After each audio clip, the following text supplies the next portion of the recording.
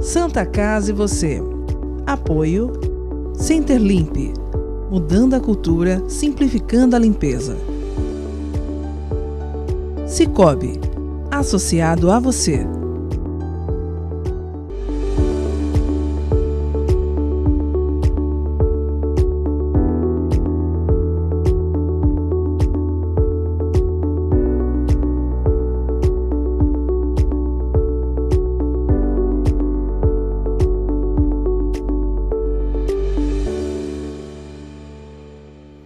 Olá, telespectadores, bem-vindos a mais um programa Santa Casa e você. Na edição de hoje vamos conversar com o coordenador das UTIs, o Dr. Nilson Gambeiro, que vai contar pra gente como está o combate à Covid-19, como estão as nossas UTIs da Santa Casa. Dr. Nilson, muito obrigado pela presença. Prazer é meu estar mais uma vez aqui contigo, Guto. Como está a situação das nossas UTIs da Santa Casa, as UTIs da Santa Casa, que são um verdadeiro termômetro do que a gente acompanha na saúde da nossa região? A gente tem hoje na Santa Casa, são quase 160 leitos de UTI no total, né, contando até as UTIs pediátricas, né? A situação, no momento, é de muita segurança, né? Nós começamos o ano com 10 leitos exclusivos para a Covid. Tivemos um aumento significativo dos casos ali para o meio de janeiro, né, o que nos preocupou bastante. Nós chegamos a abrir 30 leitos, abrimos mais 20 leitos para dar conta, né? O pronto-socorro ficou lotado, a enfermaria lotou, a gente teve que abrir leito de enfermaria, né? Mas de uma semana para cá, a gente nota uma nítida queda nos casos, né? A nossa UTI hoje tem 8 pacientes, né? Nós fechamos 10 leitos, estamos só com 20 leitos, né? E nos últimos 3 dias, sem admissão nenhuma de paciente com diagnóstico de Covid. Enfermaria também, a enfermaria está com uma taxa de ocupação baixa e o pronto-socorro melhorou de forma absurda, né? Então, a gente, infelizmente, passou por mais uma onda aí de casos, né? Talvez relacionado às férias, né? Às festas de final de ano, provavelmente, a gente não tem como ter certeza disso, né? Mas nesse momento o pior já passou, a gente vive um momento de calmaria, de muita tranquilidade dentro dos hospitais. Essa calmaria é uma calmaria que é perigosa e que inspira cuidados? É uma situação que é a calmaria antes da tempestade. Sim. Ou é uma calmaria que já caminha para um final de pandemia? Essa resposta ela é de $1 milhão. Exatamente. Quem tiver essa resposta merece $1 milhão, né? O que a gente vem observando é que existe um padrão, é nítido, né? A gente já está nessa há 2 anos, né? Então, só não observa quem não quer. Toda vez que você tem uma aglomeração, a gente paga um preço por um aumento de casos algumas semanas após. Isso é nítido, é só você observar as ondas, né? Os gráficos que mostram o aumento de casos, né? Então, nós tivemos as festas de final de ano, tivemos uma nova onda de casos, vamos ter agora o carnaval, né? A gente vai ter que ver o que vai acontecer pós essas festas, né? Tanto que a discussão hoje interna dentro dos diretores da Santa Casa nós estamos com 8 casos, né? Estamos com 20 leitos disponibilizados para a Covid. Fechamos 10, deixamos só 10, nós vamos esperar para ver como é que vai ficar depois do Carnaval, né? E a gente já tinha conversado no final de 21. Sim, você tinha alertado, eu perguntei, olha, vamos poder ter umas festas tranquilas. Sim. E tal, e você tem que tomar cuidado. E abordamos também a questão do carnaval. Você mantém essa posição?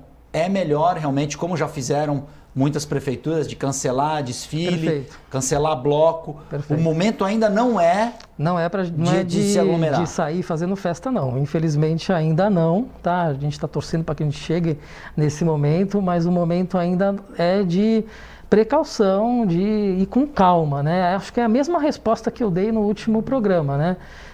São 2 anos, as pessoas estão cansadas, eu acho que tem o direito de comemorar um pouco, né, de aglomerar um pouco, mas a gente precisa ir com calma ainda, porque uma possibilidade real da gente pagar um preço 2 a 3 semanas depois, de pronto-socorro estar lotado de novo, pessoas doentes sem ter atendimento porque o médico da porta não está dando conta de atender, não consegue internar porque não tem vaga de enfermaria, né? Quem falar que não existe o risco disso acontecer, está mentindo, né? A gente não tem dados em literatura médica que garante que isso não vai acontecer. Existe a possibilidade disso acontecer, a gente sempre se prepara para o pior, torcendo para o pior não vir, né? Então, a gente pode comemorar, mas eu acho que as decisões das prefeituras foram perfeitas. É melhor a gente ir com calma.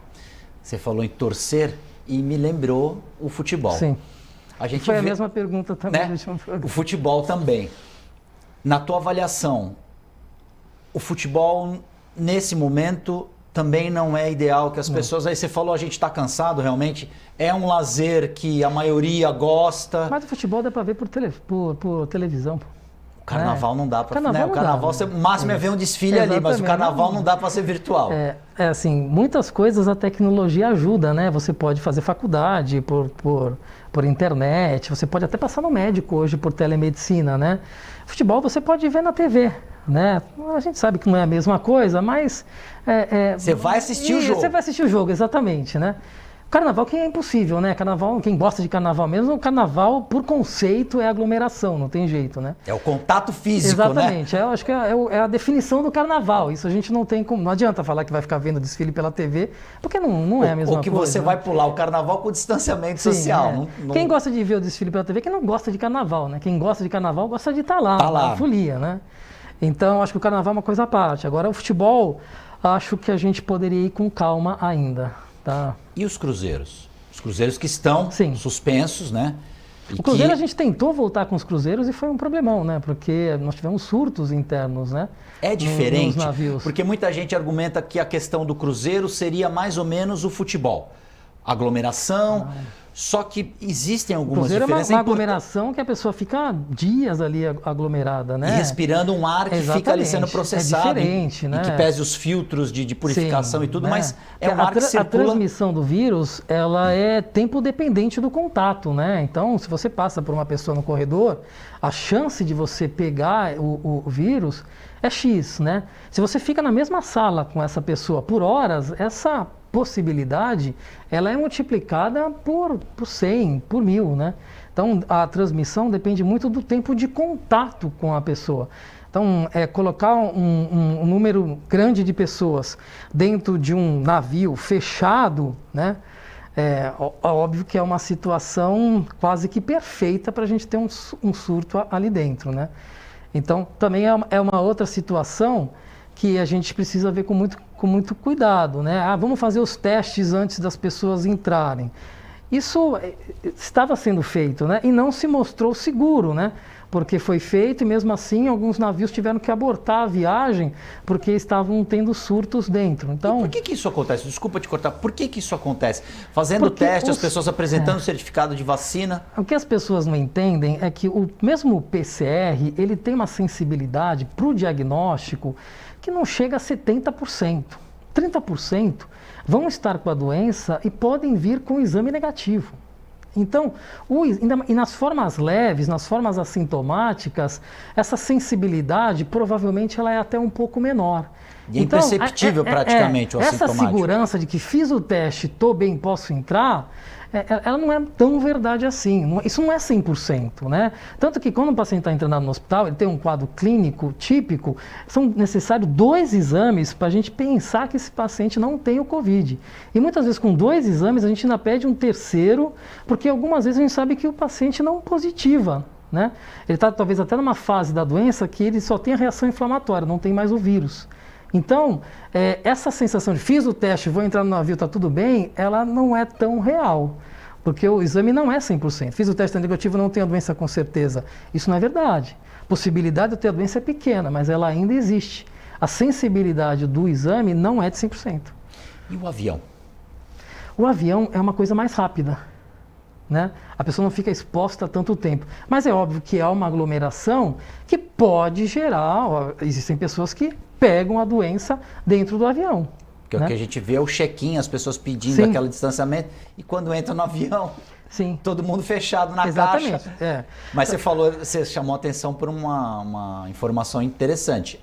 É menos tempo do que um cruzeiro, Exatamente. por exemplo. Um cruzeiro a pessoa vai ficar... E tem a questão, a gente precisa começar a avaliar qual que é a necessidade daquele evento, né? Por exemplo, um cruzeiro é um evento recreativo, né? Pô, será que a gente não pode deixar para o ano que vem? Né? Avião, as pessoas pegam o avião para trabalho. Eu acho que nós estamos numa fase em que a gente precisa entender que determinados eventos a gente ainda pode deixar mais para frente. Tem alguns eventos que a gente precisa fazer, faz com segurança, faz o teste, pede o certificado de vacinação para tentar reduzir ao máximo o risco de contaminação. Lembrando que não vai ser 100% a segurança, não existe isso, né? Mas a gente precisa ter bom senso. Acho que a gente está numa fase que a gente precisa ter o bom senso, né? Eu vou viajar a trabalho, pegar avião, eu vou, né? Agora eu vou passar férias no cruzeiro, no navio, acho que eu posso deixar ainda para o ano que vem. Eu sei que já são 2 anos falando isso, mas eu acho que a gente ainda pode deixar para o ano que vem. Você tocou numa palavra, 2 palavras, aliás, bom senso. Bom senso. É precioso quem tem bom senso. Santa Casa e você vai fazer um rápido intervalo, nós voltamos em instantes.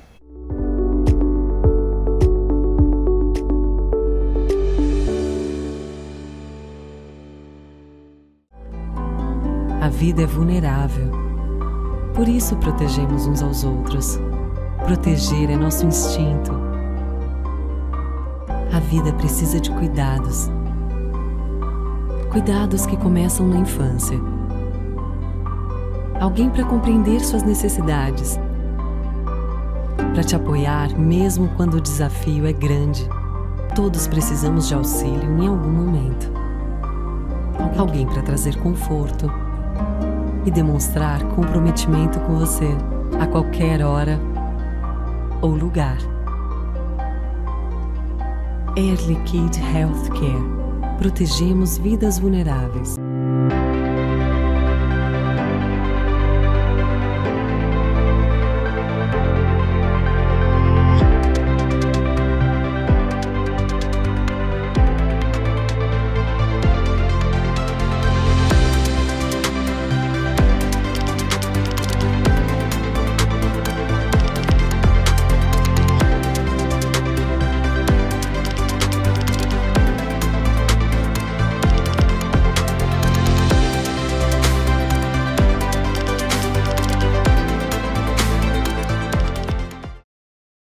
Já notou como as coisas passam rápido demais? E tudo bem, afinal evoluir é viver. E viver é ter saúde para sua família e amigos. E pensando nisso, o Plano Santa Casa Saúde oferece o que há de melhor e mais moderno para curtir a sua vida. Um plano completo que pensa na prevenção, que conta com o maior e mais completo hospital da região, além de uma clínica de especialidades com ampla rede médica. Faça seu plano de vida. Faça seu Plano Santa Casa Saúde. É comum pensar em doação de sangue apenas em momentos críticos, quando a necessidade é sentida por amigos ou familiares. E se você precisasse de sangue? Uma única doação pode salvar vidas e um simples gesto pode gerar milhões de sorrisos. Então, por que não transformar esse gesto em um hábito? Porque para quem doa, são alguns minutos e para quem recebe, é uma vida inteira. Procure o Banco de Sangue da Santa Casa de Santos e seja um doador. Doe sangue, doe vida, doe amor. Apoio Biomega. A Santa Casa de Santos inaugurou as novas instalações do Complexo de Radioterapia, o maior da Baixada Santista. São mais de 1.500 metros quadrados de área totalmente dedicada ao atendimento de pacientes oncológicos e familiares, com acesso exclusivo pela Avenida Francisco Manuel e todo o conforto e atenção essenciais para a especialidade.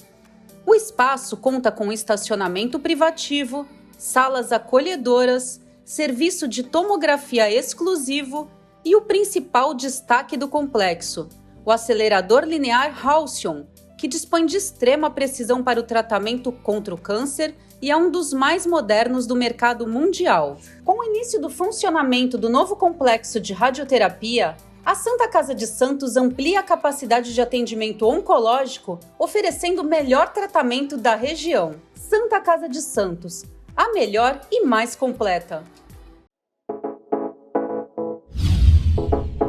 A Ativa Saúde é uma corretora conceito em administração de benefícios. Tem a missão de trazer as melhores soluções nos segmentos de saúde, seguros e benefícios em produtos individuais, familiares e empresariais, prestando o melhor atendimento, com transparência, respeito, dedicação e humanização. Avenida Senador Feijó, 686, loja 112 no Térreo. Telefone 3232-1666. WhatsApp 99121-9947. Ou pelas nossas redes sociais. Ativa Saúde.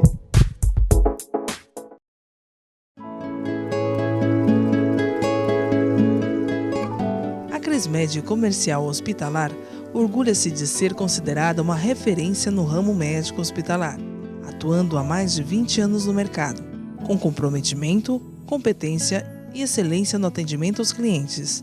Crismed, compromisso com a saúde. Rua São Paulo, número 13, Vila Belmiro, Santos. Acesse o site www.crismed.com.br. O luto é um momento delicado na vida de qualquer pessoa. Nós, da Santa Casa de Santos, sabemos bem disso. Nosso serviço de luto conta com estrutura totalmente renovada e agora mais completa do que nunca. Planos de cremação com os preços mais justos da Baixada e pagamento facilitado.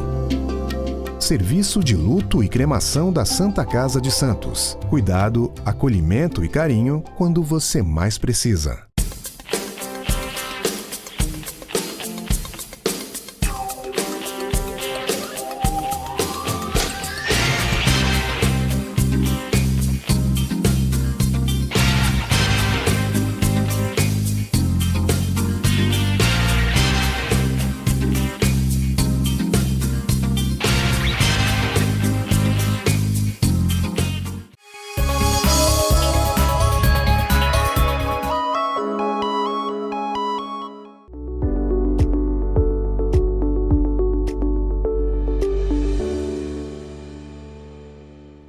Santa Casa e você já está de volta. Na edição de hoje recebemos aqui nos nossos estúdios o coordenador das UTIs da Santa Casa, Dr. Nilson Gambeiro. Dr. Nilson, voltamos agora para o segundo bloco e a pergunta é: atualmente, nesses 3 primeiros meses de 2022, qual é o perfil hoje do paciente internado nas UTIs com Covid? Essa pergunta ela é bem interessante porque a gente observou, são 3 perfis, né? Então, lá na cepa nativa, né? Quando começou no início de tudo, né? Era o paciente idoso com muita comorbidade, né? Claro, as UTIs lotaram de paciente idoso. É muito raro ter um paciente saudável, jovem, né? Quando veio a variante Delta, que foi a pior variante de todas, que foi a segunda onda, né? Nos assustou muito porque era muito paciente jovem, né? Paciente jovem, com poucas comorbidades, nós perdemos muita gente jovem, né? Que era uma particularidade daquela cepa, né? A cepa atual, que é a Omicron, né? Ela voltou com o perfil da cepa nativa, né? Então, essa onda que a gente teve, ficou muito claro para a gente não teve praticamente paciente jovem saudável, né? Tinha um ou outro jovem, mas era paciente que tinha comorbidades, né? Tinha uma neoplasia ou tinha uma doença crônica muito avançada, né? Mas basicamente uma média de idade de praticamente 80 anos e o paciente com pressão alta, diabetes, com cardiopatia, pneumopatia, né? Então pacientes muito idosos, debilitados, com muitas comorbidades, né? E aí com uma mortalidade altíssima, né? Então paciente idoso, já com muitas comorbidades, né? Quando pega uma pneumonia viral, essa mortalidade ela já é extremamente alta, mesmo com suporte de UTI. Quando a gente fala em idoso, é acima de 70 anos, acima de 80 anos, nessa faixa? Uma média de idade muito alta mesmo, viu? Uma média de idade de 80 anos, com 2, 3 pacientes acima de 100 anos, né? A gente entrava na UTI e em determinados momentos nós não tínhamos pacientes com menos de 70 anos. Então todos os pacientes 71, 72, 80, 83, até uma faixa etária maior do que na primeira, do que a cepa nativa, do que na primeira onda, né? Dessa vez pegou muitos pacientes idosos mesmo, alguns vacinados, outros não vacinados, né? Mas o que chamou muita atenção foi isso, e idoso com comorbidade, né? Com pressão alta, diabetes, cardiopatia, etc. A medicina é observação. Sim.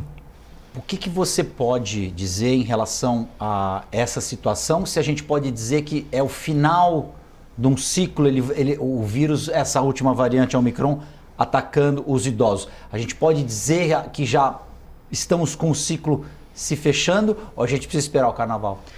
Nós estamos indo para uma situação que os virologistas, né, quem estuda a pandemia, eles costumam identificar essa evolução do vírus. Normalmente o vírus ele evolui para uma cepa que transmite muito, porém com uma letalidade um pouco menor. Isso gera como uma consequência, depois de algum período, uma alta taxa de pessoas resistentes à doença, né? Isso acaba gerando um controle da doença. Então a gente está vendo isso, né? Existe uma esperança, né? A própria OMS já levantou essa possibilidade, né? De que essa cepa seja talvez o início do fim, né?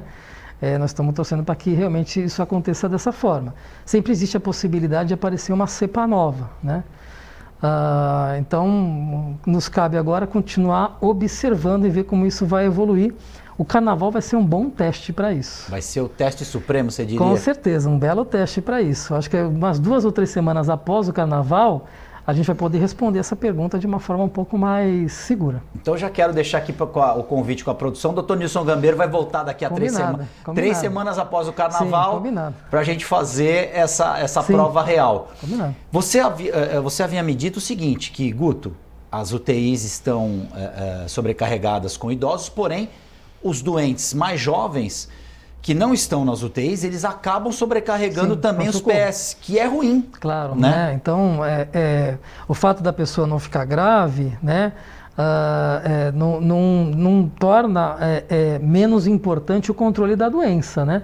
Porque os jovens, eles continuam não trabalhando, né? Continuam tendo febres, enjoo, né? Tosse, né? Ficam em casa, né? E sobrecarregam as portas dos pronto-socorros, né? Então, nessa última onda que a gente teve, né, nós tivemos colapsos de algumas portas de hospitais aqui da região, né? Pronto-socorros que não conseguiam mais dar conta do atendimento, né? A pessoa abria a ficha de manhã e atendida à noite, se fosse atendida, né? E tem um segundo problema, né? As outras doenças, elas precisam ser atendidas, né? Então, tanto na primeira como na segunda onda, nós focamos muito o Covid e deixamos um pouco de lado as outras doenças, né? Então, a partir de agora, a gente não pode mais fazer isso. São 2 anos já, né? A pessoa que tem um câncer para operar, precisa operar, não dá para esperar mais, né? Tem uma vesícula para operar, tem uma hérnia que pode complicar para operar. Então, a gente não pode mais fechar o resto e ficar só no Covid. Não dá mais para abrir 100 leitos de Covid e fechar todo o resto, né? Então, não dá para o pronto-socorro ficar só com o médico atendendo Covid, ele precisa atender o resto, né? Então, é importante que a gente controle a doença até para que a gente consiga direcionar os esforços para as outras pessoas que precisam também, no paciente oncológico, no paciente com doença degenerativa, que precisa fazer algum procedimento, né? Então, tudo bem, o paciente não está indo para a UTI, legal, fica no pronto-socorro, vai para a enfermaria e vai de alta. Está tudo bem? Não, não está tudo bem. A gente precisa controlar a doença e evitar que a pessoa fique doente. Até para que as equipes de saúde comecem a voltar a focar nas outras coisas, né? Porque as outras, como você falou, as outras doenças continuam. Claro, a fila está enorme, exatamente, principalmente no SUS, né?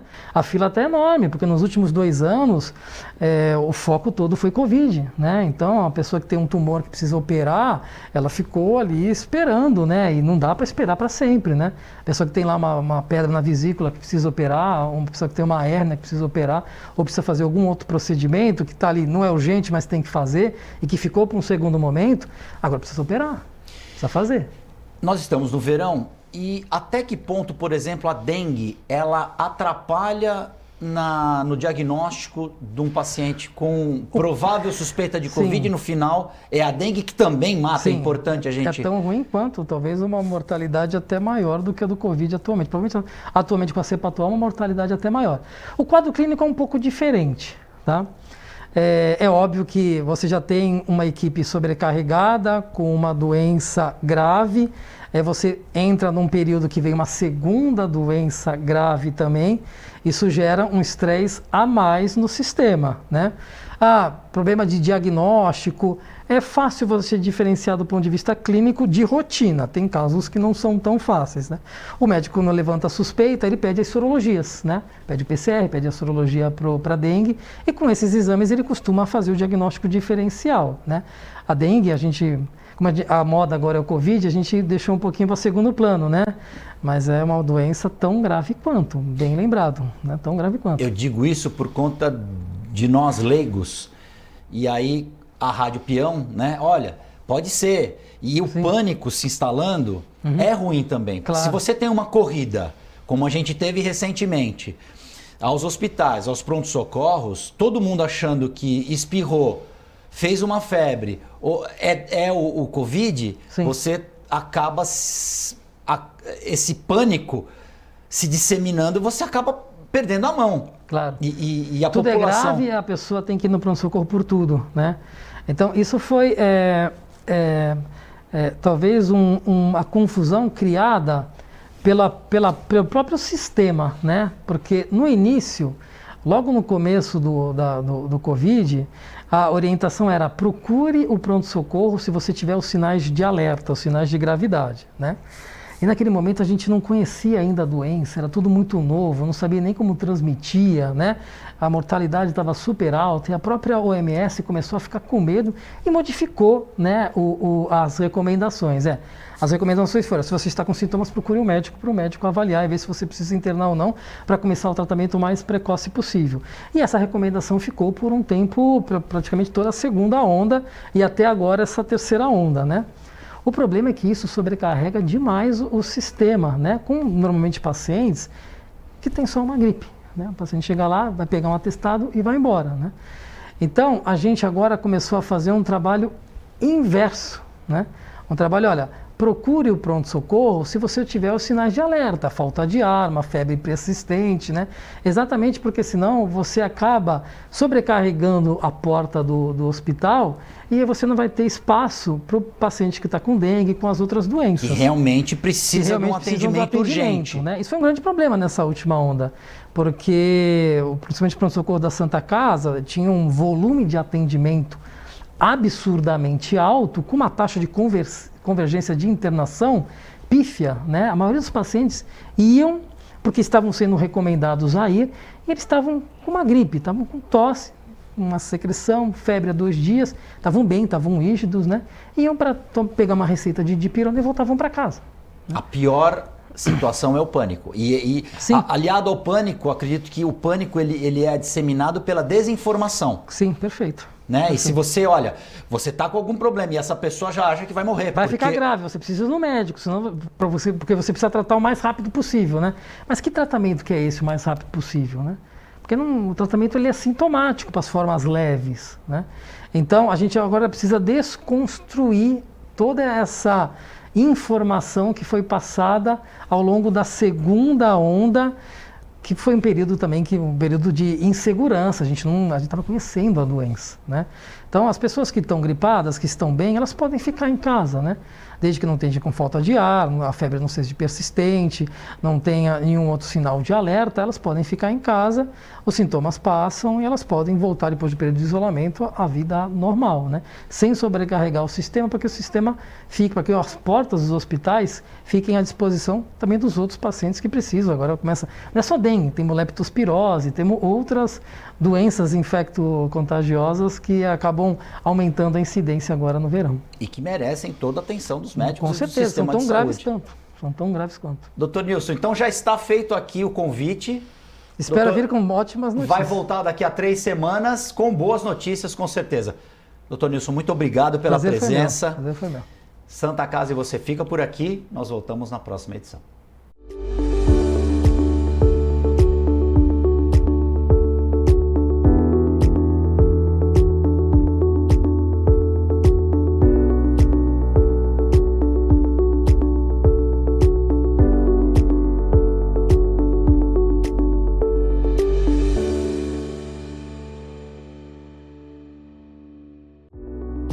Santa Casa e você. Apoio Centerlimp, mudando a cultura, simplificando a limpeza. Sicoob, associado a você.